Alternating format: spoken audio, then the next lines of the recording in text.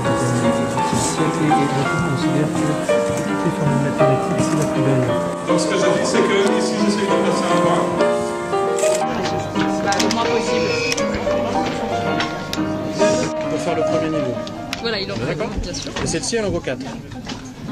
Si vous la mettez entièrement dans la tranche. Et elle en vaut que 2 si vous la mettez debout. Là, je remplace 2 petits cubes en mettant cette pièce-là, dans la tranche du bas. On est d'accord? Ouais. Et donc avec cette pièce-là, en fait, je fais que du pair. J'ajoute des 4 et des 2. Et moi, j'en veux 9 au final. Donc il y a forcément un moment où il faudra que je mette un petit cube. Donc si vous voulez, avec un petit raisonnement, on peut montrer qu'il faut forcément avoir un petit cube dans chaque étage. Donc dans ce que vous avez essayé, toutes les fois où il y avait 2 petits cubes qui étaient collés, c'était sûr, ça ne pourrait pas aboutir. D'accord? Mais le truc, c'est qu'il faut qu'il y ait un petit cube dans chaque étage, mais les étages, ils peuvent être dans 3 directions différentes. C'est-à-dire que vous pouvez basculer votre cube comme ça, il faut encore qu'il y ait 3 petits cubes par étage. Et si vous le basculez comme ça, il faut encore qu'il y ait 3 petits cubes par étage.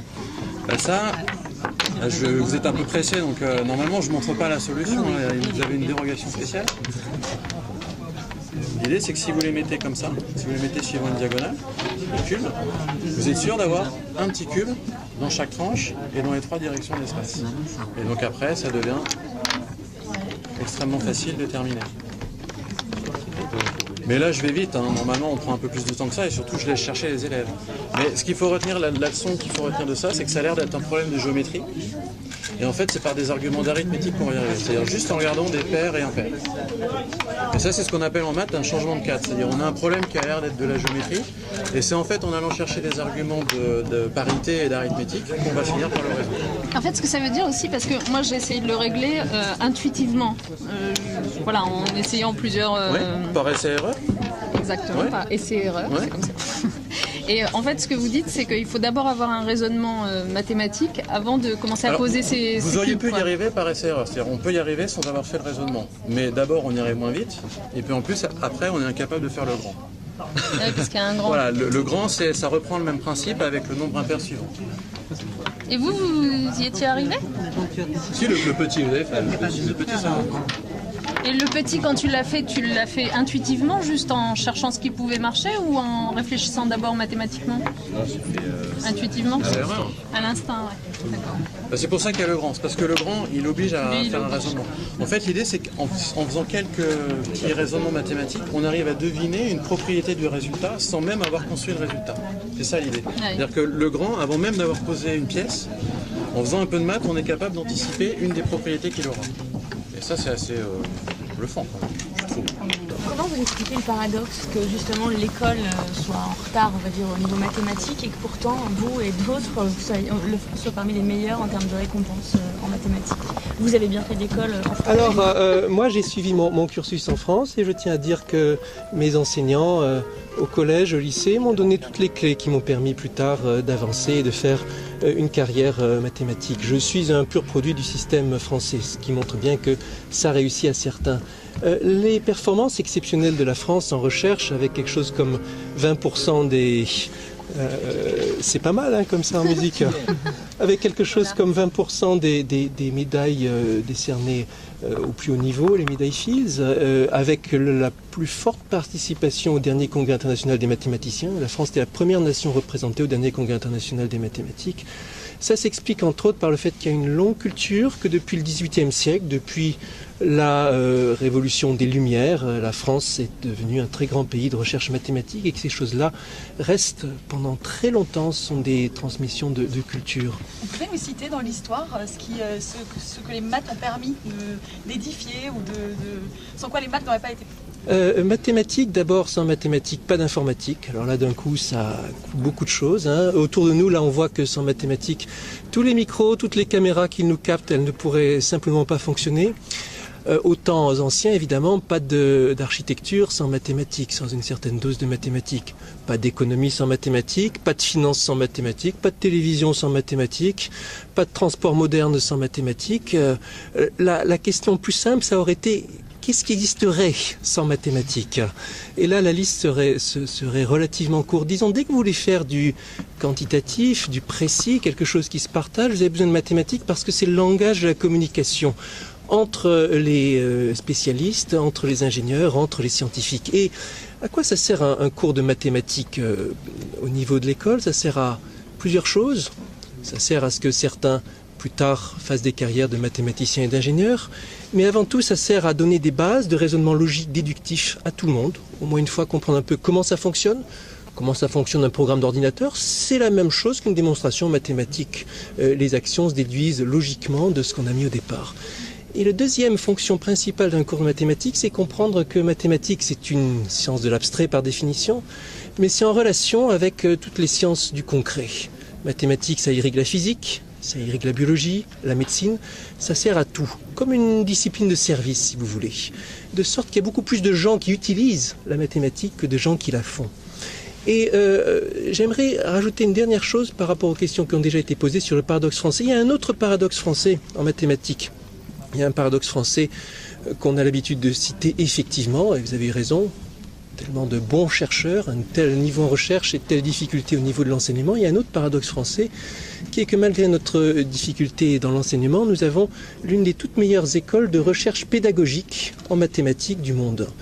La France truste quelque chose comme un quart ou un cinquième des récompenses les plus prestigieuses décernées dans le monde en recherche pédagogique.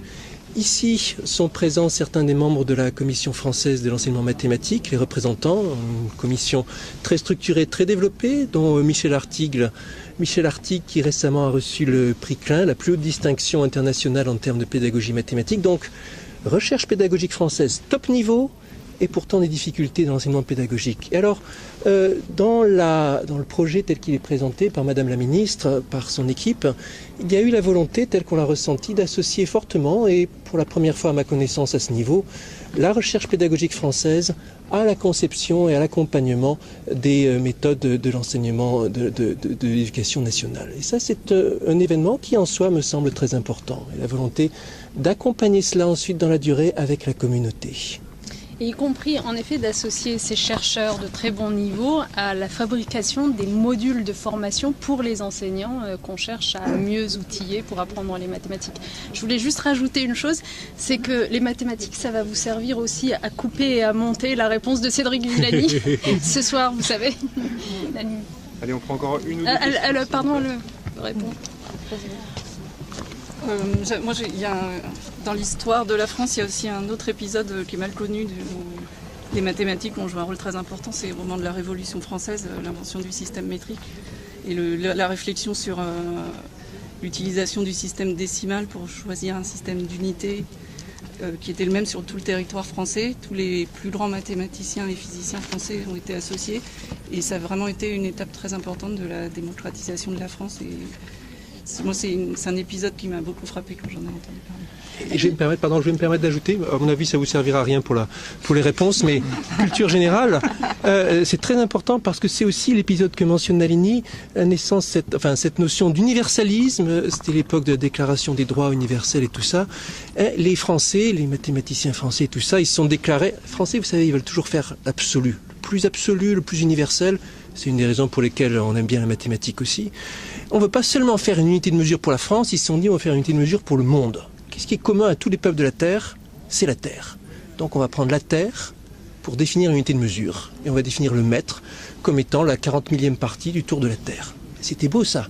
Et ils ont envoyé des savants mesurer la Terre et littéralement travailler pour l'humanité tout entière en définissant cette nouvelle unité de mesure qu'ils voyaient comme un trésor de l'humanité.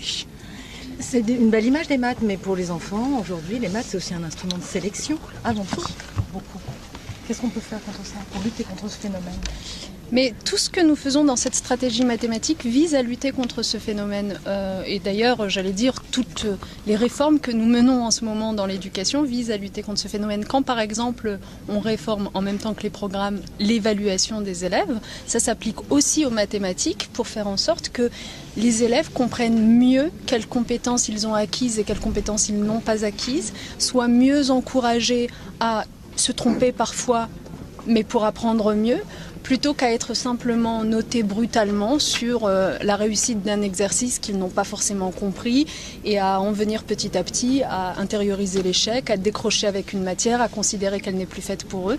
Et c'est souvent le cas avec les mathématiques précisément.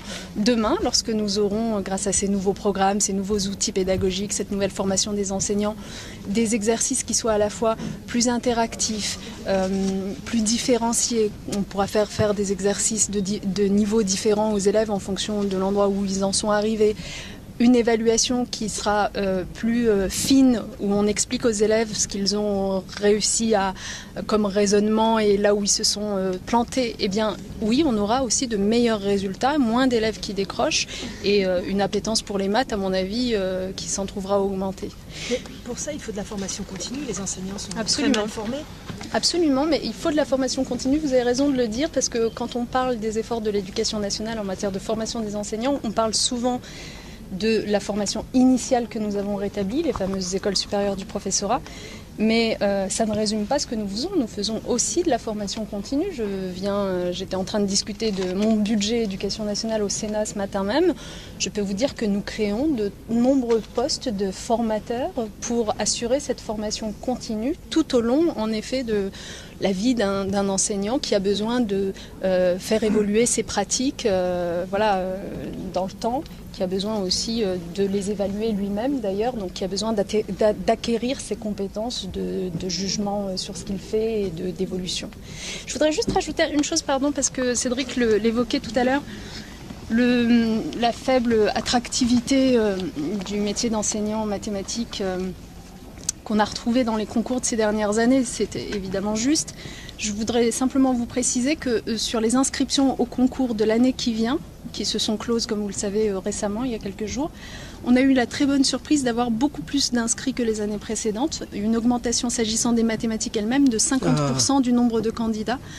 Donc malgré tout, je pense que le message qui est envoyé par ce gouvernement, qui est de dire l'éducation nationale désormais recrute, est entendu et que petit à petit les étudiants s'inscrivent dans ces parcours d'enseignement. Par ailleurs, dans la stratégie que nous présentons pour développer les mathématiques, sachez que nous introduisons un certain nombre de mesures qui vont attirer aussi, je l'espère, des candidats au métier d'enseignement mathématique, qui sont par exemple le fait qu'on introduit une option informatique au CAPES, qui va pouvoir attirer donc d'autres types de candidats qui seraient plus intéressés par cet aspect-là des choses. Et puis aussi les passerelles que nous développons entre classes préparatoires aux grandes écoles et filières, licence, master, agrégation pour mener à l'enseignement des mathématiques. Donc une facilitation du passage d'un système à un autre. Voilà, ça fait partie des mesures visant à renforcer l'attractivité du métier. Tel un modèle ancien. C'est un personnage envoyé vers tout droit sortir.